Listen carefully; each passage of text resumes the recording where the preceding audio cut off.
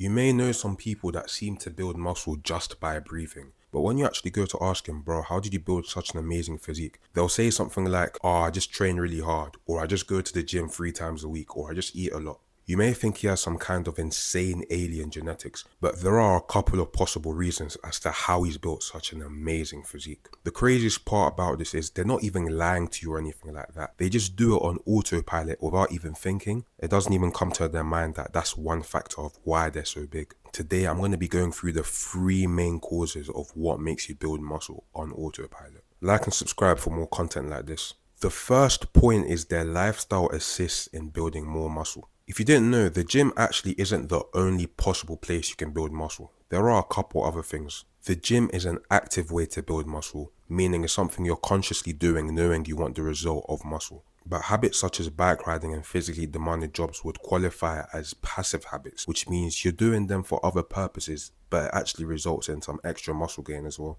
The main difference with active and passive muscle gaining methods is with the active one, you're putting intention into it and you may not be doing it every day. You're probably going to go gym 3 to 5 times per week for just a couple of hours. The difference with the passive ones, however, you're most likely going to be doing them every day, or you're going to be doing them for many hours in the day. So if you're bike riding just for fun, you're going to be doing that as much as you want without even having to think. And if you're working, you're doing a physically demanding job, you're like moving boxes or something, you're going to be doing that from 9 to 5. So that's 8 hours straight for 5 days. So that's 40 hours of doing that straight. Because of the frequency you're doing these passive habits for, it forces your brain to adapt to all of this force by building more muscle. The proof is in the pudding, because you'll see gymnasts who for a living, they'll have to pull themselves up. You'll see them with huge biceps, and you'll see cyclists who have to cycle multiple times a day with very intense workouts. You'll see them with massive legs even bigger than some bodybuilders. The second point is going to be the environment they grow up into. Very often they have a family who know about nutrition and health and working out. So from birth, from age 0, they've already have an advantage. They're eating an optimal diet, they're going outside, getting sunlight, getting motivated to go and work out. And the way good habits work is they have a compound effect. So in the beginning, you're not really going to see any results. If you go to the gym for a month straight, even if you're training as hard as you possibly can, as the years go by,